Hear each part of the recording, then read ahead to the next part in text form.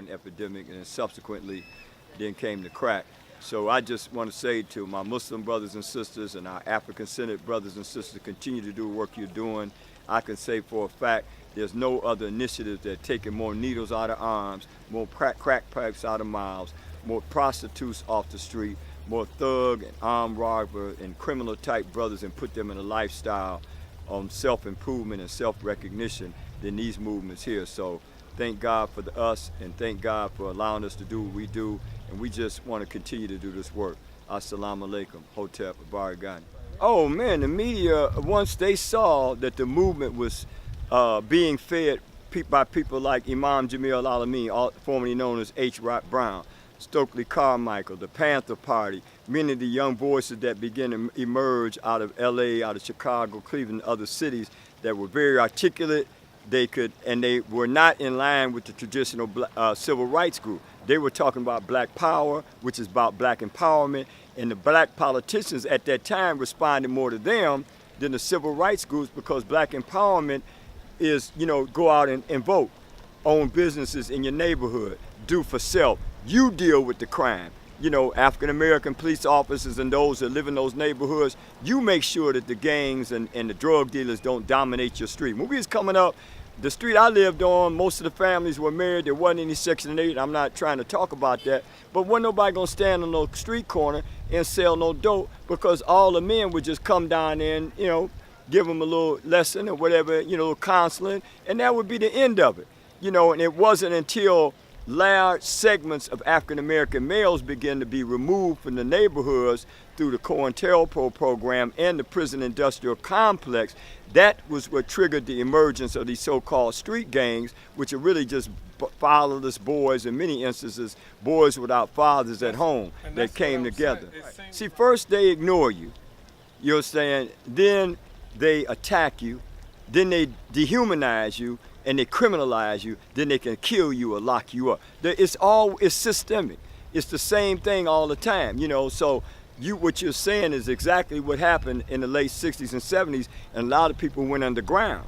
A lot of those people then began to come back up into the mid to late 80s, even until the early 90s. And when they came up, the first thing they did was sit down with people like ourselves who were activists around the country and say, look, man, we got to go get the gangbangers. We got to go get the OGs. We got to go get those that control the streets to some degree, because they have influence. And that's exactly what we did. The letters came out of prisons and the maximum security prisons throughout the country to support the truce and the ceasefire amongst the street organizations in LA, Chicago, Cleveland, and other cities. And right away we saw crime go down. So as those movements were beginning to take root, the Urban Peace and Justice movement, we put another name on the end of it. It's called Urban Peace, Justice, and Empowerment, meaning to empower yourself and practice self-determination and self-empowerment individually, as a family, and as a community. You own the business in your community. You elect and tell the elected officials what to do, and not the other way around. So when those movements begin to emerge, Clinton signed the Omnibus Crime Bill. Instead of supporting the efforts that we were involved in, this criminal signed the Omnibus Crime Bill, which increased incarceration, increased rates of arrest, increased the maximum security sentences that people got, crack versus powder cocaine, minimum mandatories, 3 strikes you out, and then even more large groups of young males were removed from the street. That's why you had the movie, the documentarian who did the thing called Bastards at a Party, out in Cali, where the young brothers sat down and said what happened, and you begin to see the movies come out like, Boys in the Hood, then Colors. Colors was, fake, but after that came out South Central, and right after that they stopped all the movies about gangbangers and gang leaders transforming their lives and becoming positive, productive citizens. Just like you see today. That's why we got to do this, because MSNBC is sold out. MSNBC don't ever have hardly no men on there that look and act like men, and definitely no Muslims. You never had no Muslims over there, even though Muslims make up a substantial amount of our population. In the African American community, Islam is the fastest growing community. We're the fastest growing economic market in the United States and many instances throughout the world. But you never see us on MSNBC. You won't see black people interviewing Muslims like myself on CNN. You won't see us on NBC, CBS, because they have been told by those that run those stations, those corporate leaders, that we want these niggas dead. We don't want them awake. We don't want them conscious. We're going to put, and no offense toward the females, but it's always some black females that they're putting out there as the militant voices of our community. Black Lives Matter is not the movement that we embrace.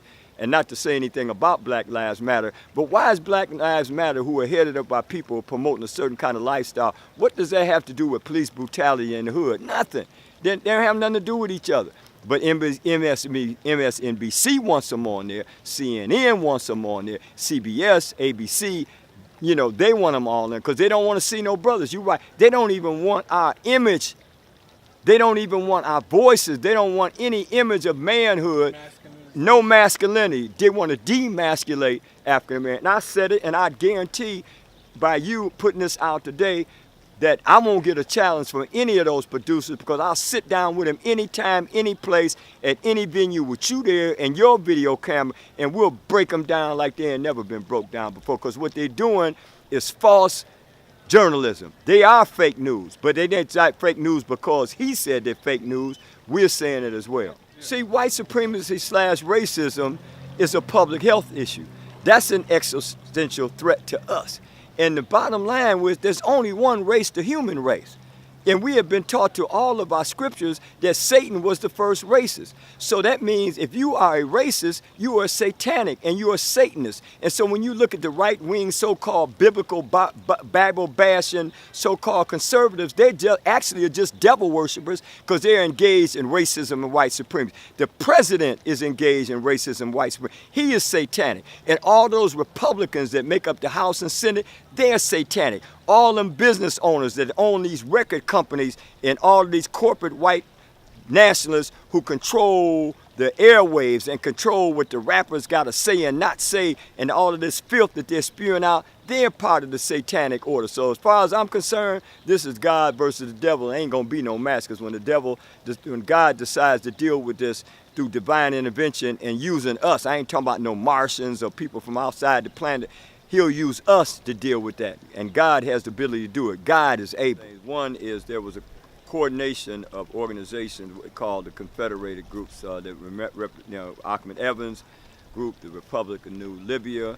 There was a group called the Republic of New Africa that was based out of Detroit. There was a Nation of Islam. There were various other groups like the Afro Set, SCLC groups. There were black nationalist groups that were aligned in a way that made their presence impactful. Anybody who claimed a street organization basically would always do this or wore the colors or something. So that's how we saw that. And they knew that as a result of a warfare type of activity, the Cleveland Police Department, in particular those white officers, were in great risk. These brothers had M1 carbines, they had 9mm automatic, semi-automatic handguns. So the police were outgunned at that time. And so this call for a truce or ceasefire was one that was prudent, because they also had armor-piercing bullets. So Walter Beach and then went in and sat down with the people that were down at the mayor's office and brought the word back. A ceasefire and truce was declared, and that began to stop the shooting almost like right away. And then there was no more shooting in the other neighborhood, but the looting somewhat continued. I know the National Guard came in, and then later on there were these pronouncements about, the terrorists, the militants, all that kind of stuff. But everybody who was there around at that time know what it was. Those who say don't know, and those who know don't say. I think that this population in the United States of America, young black males and young people in America are going to be more and more conscious of armed struggle, more and more conscious of gun ownership, because it's not just the guy, that breaks into houses or tries to rob you for your car or property or whatever that we got to be looking at. We got to be looking at these white Aryan Nation groups, white militant groups, paramilitary organizations that are all in the police departments, all in the military, and all around us. So we have to be trained and ready to deal with what we might have to deal with, which is some type of racial conflict in the United States of America. Right? You hit it right on the head. Heroin was dropped all into our communities, and the social movements began to be weakened because of that, the drug trafficking, a lot of the crime that was associated with that. Plus, it was intentional, the COINTELPRO program, the assassinations, the FBI counterintelligence framing of people, the murder of Fred Hampton, the shootouts that took place in other places. And our African American people don't understand and know that human rights is the most important right. If you can take your human rights plea to the United Nations and deal with it from that perspective, then there would be less of a need to deal with these kind of issues that way. But because of the fact that that is still going on now today and it's increasing, you know, I think it's just a matter of time for these things begin to pop up again. But to answer your question, oh yeah, I think so.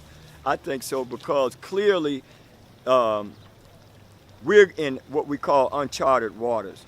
You know, people, yeah, you got a white supremacist and a sure enough white racist, white supremacist in the White House now.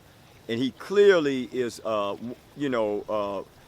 speaking the drum beats and enunciating the drum beats of war, not just internationally, but he is calling for violence against black people right now. He is calling for the violence against the congressional representative out of California, Maxine Waters, right now.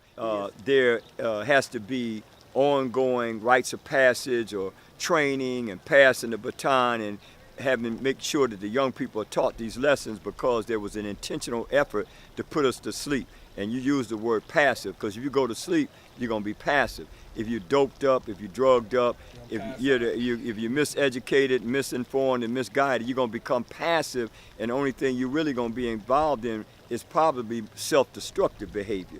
I use the terms that the brothers told me they used before the throwdown. They said, all these things we've been rapping, drumming about, and doing poetry about, and talking about, they said, when are we going to do that?